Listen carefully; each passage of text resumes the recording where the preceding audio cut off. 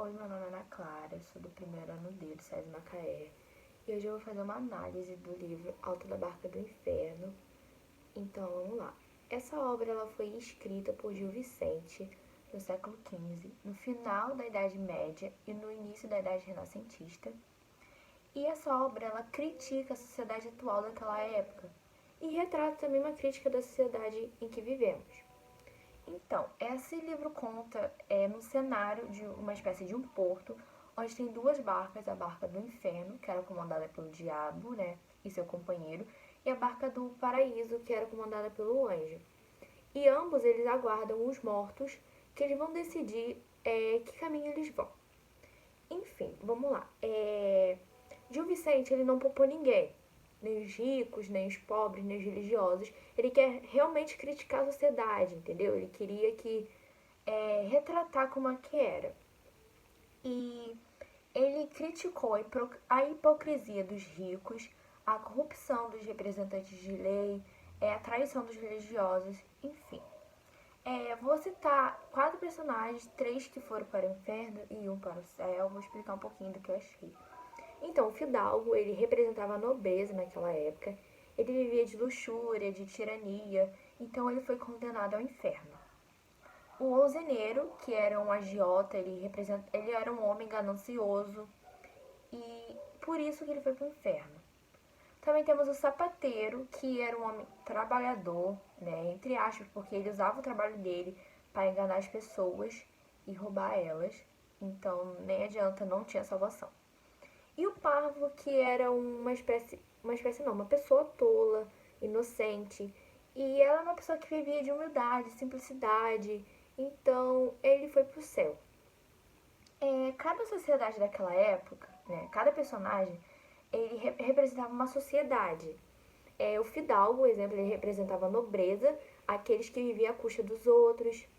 O onzeneiro, que eram os agiotas, aqueles que emprestavam dinheiro a juros altíssimos. O sapateiro, que eram os homens trabalhadores, porém eles só pensavam em dinheiro, eles usavam o trabalho deles para ganhar dinheiro, para enganar as pessoas, entendeu?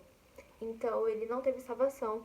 E o Paulo representava aquela sociedade que tinha um limite de inteligência, que vivia na humildade, que eram simples, entendeu? Eles tinham uma visão de mundo sem malícia, então foram eles que foram para o céu. Eu fiz uma análise bem simples, em seguida eu vou entrevistar a minha mãe e a gente vai debater um pouco mais sobre esse livro. E é isso. Voltei, eu tô aqui com a minha mãe, se apresenta pra eles. Bom, meu nome é Carla Reit dos Santos, sou mãe da Ana Clara Reit de Almeida e a minha função, eu sou empreendedora individual. Então, vou fazer 3 perguntas a ela referente ao livro. Fala um pouco sobre hipocrisia social. Bom, minha filha, para mim, a hipocrisia são as pessoas falando coisas diferentes do que praticam. Eu vou citar um exemplo. Corregedor, né? Ele é um juiz, ele manipulava os processos a fim de receber propinas, que na verdade ele julgava e condenava os réus ou não condenavam. Vamos citar um exemplo, a corrupção. Ele praticava, né, o mesmo, aceitando propina, vendendo sentenças, se tornando uma pessoa hipócrita. Boa. A segunda é por que a maioria ia para o inferno e a minoria foi para o céu? Vamos lá.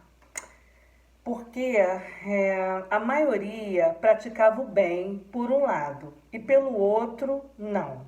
Vamos citar o exemplo do sapateiro.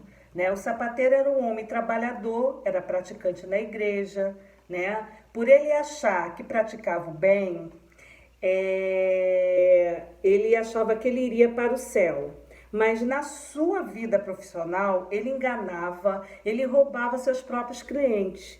Então, na verdade, ele achava que fazendo o bem de um lado, que ele ia ser perdoado por o outro, mas na verdade não era assim. Sim, porque na verdade que pregam suas atitudes, né? Exatamente. Cita um personagem do livro que serviria nos dias de hoje.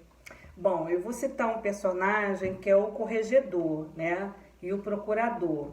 Eles usavam seus altos cargos para manipular a justiça ao seu favor. né? Ao invés de darem o bom exemplo para a sociedade sem interesse para si mesmo. Então foi isso, espero que gostem. Um beijo.